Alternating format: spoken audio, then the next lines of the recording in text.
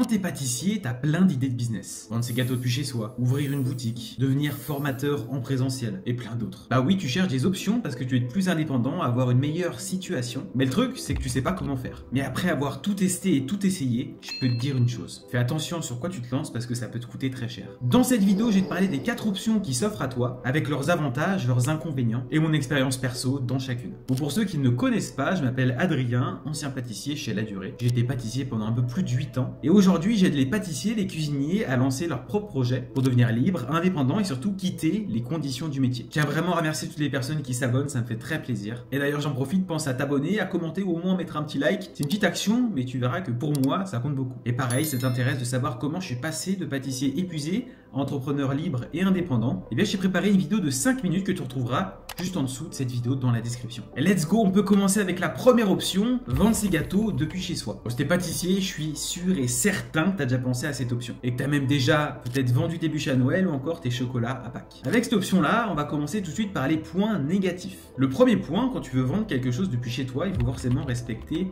des normes et des règles d'hygiène. On parle ici des normes HACCP. Si tu es déclaré et que tu veux vendre tes gâteaux par exemple, il te faut forcément un laboratoire qui respecte donc les normes. Alors même si la plupart des personnes le font dans leur cuisine, s'il y a un contrôle, bah tu prends très cher. Deuxième point, tu es très limité sur ta production. Ou imagine que tu as environ 20 commandes par semaine et déjà que tu travailles 7 heures par jour. Bah si tu veux faire 40 commandes par semaine, tu vas devoir travailler 14 heures. Donc ça veut dire que plus tu as de commandes, plus tu vas être fatigué, plus tu vas passer ton temps au travail. À savoir que quand tu vends tes gâteaux depuis chez soi, se tirer un salaire, bah c'est très compliqué. Déjà quand tu réalises 3 à 4 000 euros de chiffre d'affaires et que tu enlèves toutes tes charges, à la fin, il ne te reste pas grand-chose. Tu te retrouves à travailler plus que dans ton ancien taf pour gagner moins. Donc, je pense pas que c'est la meilleure option. Pareil, autre point très important, tu vas mélanger le pro et le perso. Ça veut dire que ta maison, ça va devenir ton lieu de travail. Et je te garantis, quand tu travailles de chez toi, scinder les deux, c'est compliqué. Heureusement, il y a quand même des points positifs, comme par exemple le fait d'être indépendant. Alors oui, tu gagnes pas beaucoup, c'est compliqué, mais par contre, tu es indépendant. Pareil, l'investissement au début, il est très faible, tu peux commencer avec quelques euros. Mais par contre, si tu dois faire un laboratoire pour pouvoir vendre tes gâteaux, je te le dis tout de suite, ça va te coûter cher.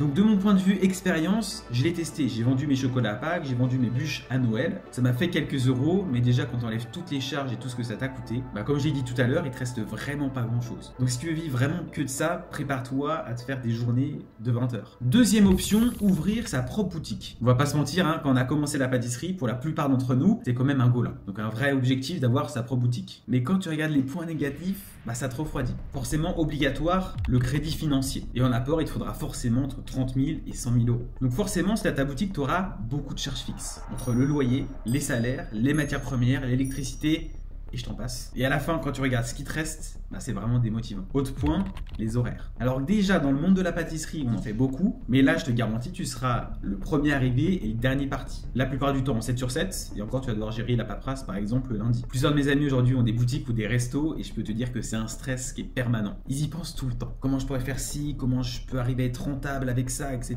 Prise de tête. Et une stat qui m'a vraiment fait peur quand moi-même j'ai voulu créer ma boîte, c'est que 40% des personnes qui se lancent, au bout de 3 ans, bah, elles mettent la clé sous la porte. Et évidemment, il y a forcément des points positifs, sinon personne ne le ferait. Premier point, c'est que tu as ton nom sur la façade. Donc tu t'imagines avoir ta boutique, ton nom affiché en grand, je trouve ça incroyable. En termes de fierté, que ce soit pour tes amis, ta famille, c'est fou. Forcément, si tu as une boutique, tu as forcément un grand lieu de production, donc tu peux produire, tu peux créer, tu fais en fait ce que tu veux. Forcément, derrière, il faut toujours, par contre, être rentable. Et attention, dans tout ce que je dis pas que ça ne fonctionne pas. Je tiens juste à clarifier les côtés positifs et forcément aussi les côtés négatifs. Troisième option, donner des cours en présentiel ou être formateur. Personnellement, j'ai été formateur de pâtisserie en présentiel, donc à Paris, où je formais donc des élèves dans un laboratoire que je louais. En termes de points négatifs, le premier qui me vient en tête, c'est forcément le fait que tu échanges ton temps contre de l'argent. Ça veut dire que tu dois être absolument au labo pour avoir des revenus. Et que pareil, si tu veux doubler ton salaire, tu dois travailler 2 fois plus. Et c'est pareil, si tu veux prendre des vacances, bah tu dois être OK que tu auras 0 revenu. Un point que j'ai vu et que je ne connaissais absolument pas au début, c'est les annulations. Pratiquement 1 cours sur 3, il est annulé. Et là, tu vas découvrir les pires excuses du monde.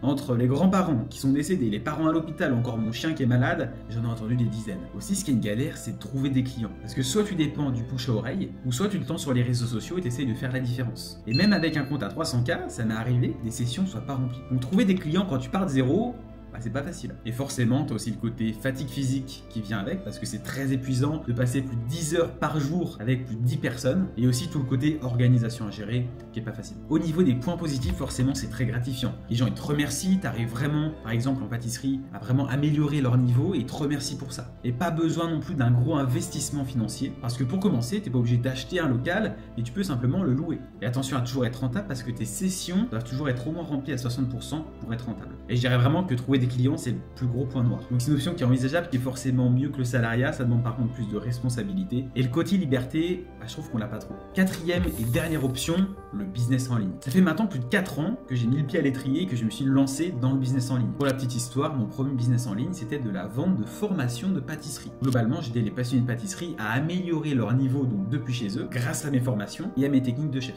Et attention, quand je dis business en ligne, ça n'a rien à voir avec de l'e-commerce ou encore du dropshipping. On vend rien de physique. Mais le business en ligne, c'est de la transmission de compétences. Et tout ça à travers un écran. Et la personne, qu'elle soit en France, au Canada ou encore à La Réunion, elle peut suivre ce que tu lui apprends. Et idem pour toi, que tu sois en France ou à l'étranger, ça change rien. Donc pour faire un récap, le business en ligne, c'est de la transmission de compétences en ligne. Même si ça a l'air tout beau tout rose comme ça, il y a forcément des points négatifs. Le premier, forcément, c'est d'aller apprendre des nouvelles compétences. Parce qu'aujourd'hui, tu es doué dans plein de choses. Par contre, lancer un business en ligne, c'est un peu plus technique que juste faire formateur ou encore vendre ses gâteaux depuis chez soi. Donc il faut juste être ouvert à apprendre de nouvelles choses. Deuxième point, les résultats ils viennent pas tout de suite. Il faut quand même attendre au moins 3 mois avant de voir les premiers fruits de tes efforts. Sauf que je te garantis, une fois que tu commences à voir les résultats, ça dure très longtemps. Un autre point qui est très important, c'est qu'au début, ta famille peut ne pas y croire. Je te prends mon exemple, quand j'ai annoncé à mes parents que je quittais un CDI chez La Durée à 4200 € pour lancer mon business en ligne, ils m'ont pris pour un fou. Parce qu'eux, ils font partie de l'ancienne génération. Il faut avoir un travail, de la stabilité, un CDI. Donc un conseil, n'écoute pas forcément les personnes qui n'ont pas appliqué ce que toi, t'aimerais faire. Au début, ils ont peur, j'étais complètement OK avec ça. Et aujourd'hui, ils comprennent exactement ce que je fais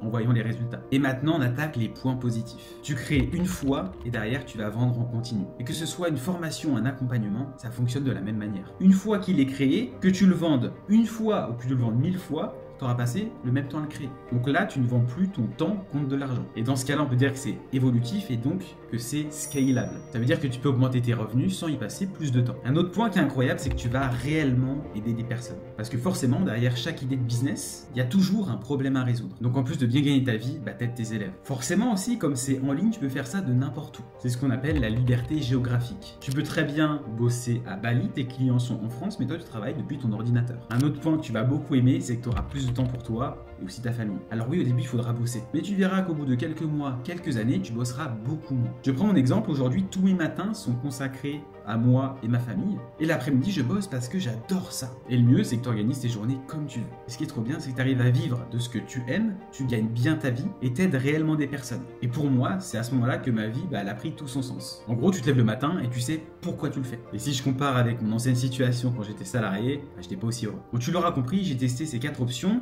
et elles peuvent toutes marcher. Mais si ton objectif, c'est l'indépendance et la liberté, il n'y a qu'une option qui te permet de ne pas être prisonnier de ton temps, le business en ligne. Dans la vidéo juste en dessous, en description, je t'explique concrètement comment je suis passé de pâtissier épuisé à entrepreneur libre et indépendant. Alors cette vidéo, elle est pas longue, c'est 5 minutes, mais ça peut changer beaucoup de choses pour toi. Et nous on se retrouve très vite dans une prochaine vidéo.